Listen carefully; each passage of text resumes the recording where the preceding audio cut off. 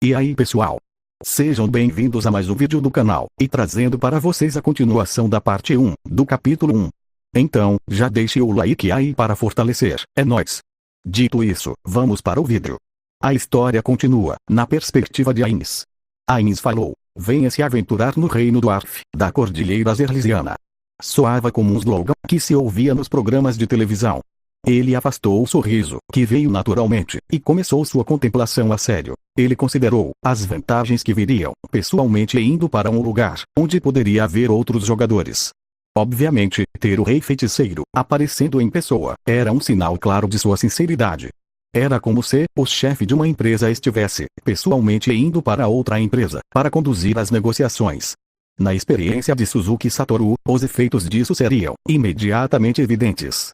Além disso, sua perspectiva era diferente de seus subordinados, que tendiam a ver os que estavam fora de Nazarick como formas de vida inferiores. Ainz qualificava-se como um ser moderado entre os membros de Nazarick. Como resultado, ele sentiu que não era uma má escolha para negociar com o reino do Arif, ou uma escolha um tanto covarde, se ele quisesse ser honesto consigo mesmo. Além disso, enviar o ator de Pandora sempre era uma opção viável. Ele seria a escolha ideal, seja em termos de inteligência, adaptabilidade ou outras áreas. Contudo, quem administrará este país, nesse meio tempo? Alguém mais deveria responder a essa pergunta. Essa pessoa, naturalmente, seria Ainz ou Algon. Eu não posso fazer isso. Ainz gritou internamente, repetidas vezes. Se ele tivesse que escolher entre os dois cursos de ações, ele preferiria ir ao reino do Arif. Mas ao ponto, tudo o que ele precisava fazer era visitar o local uma vez, e ele seria capaz de se teletransportar para lá no futuro. Se algum problema surgisse, tudo o que ele tinha que fazer era jogar seu trunfo de eu considerarei isso em maiores detalhes quando voltar para casa. Mesmo que a outra parte respondesse com esperamos que você decida imediatamente. Ele poderia simplesmente falar outra desculpa na hora. Ainz sabia muitas técnicas para escapar de uma situação como essa. Eu tive a Inzat por perto da última vez, mas agora vou fazer o papel do vendedor, de porta em porta, com os meus produtos. Não é como se eu precisasse fechar uma venda, então, deve ser fácil. Ainz sorriu quando ele assumiu a expressão de Suzuki Satoru, o vendedor.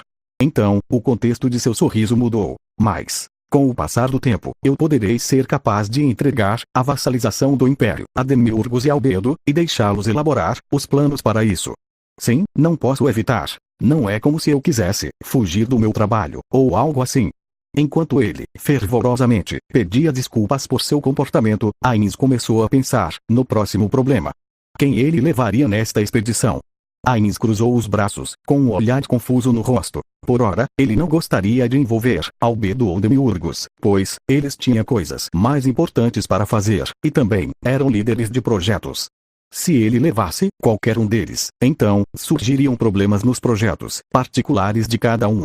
Aura e Mari eram escolhas muito boas, especialmente por serem humanoides como os Dwarfs. Assim, suas contrapartes não seriam muito cautelosas com eles. Coquilto seria complicado. Claro, ele era uma boa escolha para visitar uma região fria e montanhosa, mas ele agora estava no comando da grande floresta de Tob, que também fez dele um tipo de líder de projeto. Ainz esperava poder concentrar suas energias nessa tarefa. Além disso, sua aparência incomum, combinada com a de Ainz, provavelmente deixaria a outra parte desnecessariamente nervosa. Sebas também seria uma boa escolha. Ele estava atualmente fornecendo apoio administrativo em Errantel, com Tsoar e Ninia como sua assistente. Deveria ser bom levá-los para fora, já que o ator de Pandora estava por perto, mas Ainz tinha algumas dúvidas sobre a capacidade de luta. Gargantua e Victim estavam fora de questão, é claro. As imagens de vários outros NPC apareceram na mente de Ainz, mas a maioria deles era inadequada para seguir Ainz como guarda-costas. Se for esse o caso, então, terá que ser Aura e Shaltiar. Aura, e os monstros que ela comandava, poderiam ser considerados uma escolha ideal para o papel de um tanque. Na pior das hipóteses, ele poderia sacrificar as feras e escapar com Aura. E depois havia Shaltiar, a melhor lutadora, de 1 contra 1. Ela poderia servir como um trunfo contra um inimigo forte. Além disso, havia outro motivo pelo qual ele queria usar a Shaltiar. Ele deveria ter levado Mari, considerando que ele poderia estar enfrentando um exército. No entanto, se eles encontrassem um jogador, sua prioridade seria recuar, e não exterminar o inimigo. Assim, ele deixaria Mario de fora, desta vez. Ainz falou. Se for esse o caso. Assim que Ainz estava prestes a fazer o movimento, o som de uma mensagem soou dentro de sua cabeça. Alguém falou. Ainz-sama. Ainz falou. Oh, Entoma. Entoma falou. Sim, atualmente estou viajando com Shoutiar-sama, e chegamos à aldeia dos Lizardmen. Kokyuto-sama deseja enviar um Lizardman com um relatório sobre o status da aldeia, e pede sua permissão para abrir um portal. O que deve ser feito, Ainz-sama? Kokyutos ocasionalmente enviava relatórios sobre a aldeia, algo do qual ele foi encarregado de executar. Ainz realmente não sabia o quão bem Kokyutos tinha executado a tarefa, então, ele costumava dar uma rápida olhada nesses relatórios, e responder com um bom trabalho. Houve momentos em que ele queria dizer: você não precisa mais fazer isso, mas reportar-se aos superiores era a atitude adequada a ter, e, por sua vez, ele tinha que cumprir suas responsabilidades como superior de Kokyutos. Ainz falou. Então, abra o portal no lugar de costume. Ah, não, a magia defensiva ainda deve estar ativa. Espere uma hora antes. Ainz tirou uma folha com itinerários, e verificou a hora. Ainz falou. Lance a magias, 13 horas e 46 minutos. Eu baixarei as defesas, por cerca de 2 minutos, quando chegar o momento. Mesmo este edifício não sendo pertencente a Nazarick, ainda assim estava envolto em campos de força mágicos, que impediam o teletransporte e afins, mantido pelo MP, de vassalos de alto nível. Esses campos eram fortes o suficiente para impedir magias razoavelmente altas, mas eles drenavam os vassalos, até o ponto em que ele precisava trocar de turnos, várias vezes ao dia. Além disso, eles também impediam o teletransporte aliado. Isso foi por causa do efeito de fogo amigo, que não existia em Yggdrasil. Assim, houve ocasiões em que ele precisava desarmar brevemente a grade de defesa para permitir o teletransporte direto para este lugar. Claro, abaixar as defesas significava que os inimigos poderiam se teletransportar também. A fim de evitar que eles fossem atingidos por uma explosão, como eles chamavam em Yggdrasil, Ainz decidiu limitar essas breves aberturas a horários predeterminados. Entoma falou. Entendido.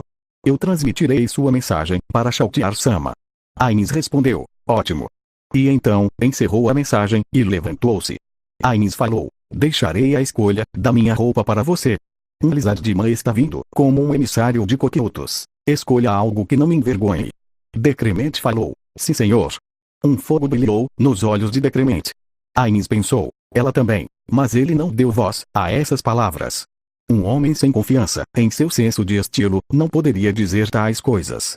Com Decremente o seguindo, Ainz andou, enquanto dava ordens a um Undead voador que ele havia criado. Ditas ordens eram para informar os Undeads que guardavam o grande salão desta mansão sobre a chegada de um Lizardman via gate. Enquanto observava desaparecer ao longe, Ainz contemplou o uso efetivo dos Undeads que ele havia criado. Se o Undead de Ainz pudesse se reportar a ele, ele poderia colocá-lo em todo o mundo, e criar uma rede de inteligência de Undeads. Infelizmente, isso seria muito difícil de realizar. Mesmo que Ainz desse um comando, os Undeads só poderiam dar respostas vagas. Além disso, era muito difícil para Ainz gerenciar o aumento maciço do número de Undeads que ele havia criado. Sempre havia o risco de que ele pudesse se descuidar e dar uma ordem completamente não relacionada a um lacaio Undead e causar algum acidente. No futuro, ele poderia ser capaz de criar algum tipo de sistema para resolver esse problema, mas isso era impossível, dadas as circunstâncias atuais. Talvez eu possa deixar o ator de Pandora lidar com esse tipo de coisa no meu lugar. Mas então, eu teria que lidar com o problema de todos os Undeads ficarem paralisados quando ele não estivesse na minha forma. Ele teria que considerar o assunto com seriedade, depois de procurar as opiniões de Albedo e Demiurgos. Enquanto ponderava sobre este problema, Ainz chegou ao seu camarim. Como de costume, as duas fileiras de camareiras o saudaram com os olhos agitados. Em particular, os olhos de Decremente, como empregada de serviço de Ainz, estavam praticamente avermelhados.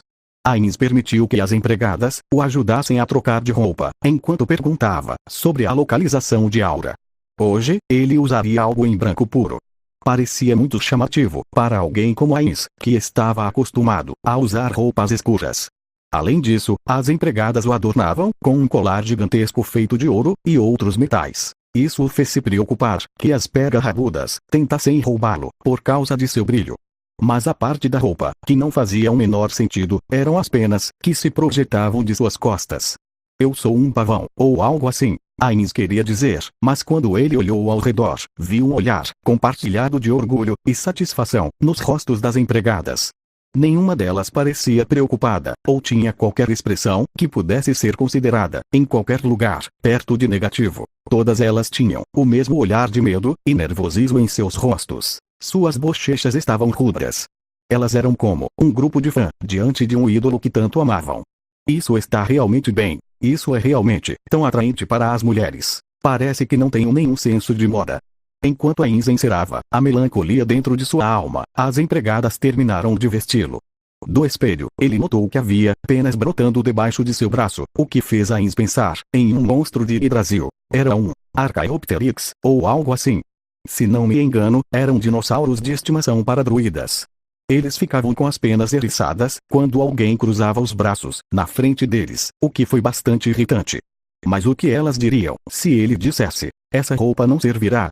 Elas responderiam com algo do tipo: como isso é inadequado, por favor, diga-nos quais roupas devemos escolher no futuro. Ainz falou: tudo certo. No final, Ainz decidiu deixar essas coisas incômodas de lado. Ainz falou: vamos. Fim. Obrigado por sua visualização e nos vemos no próximo vídeo.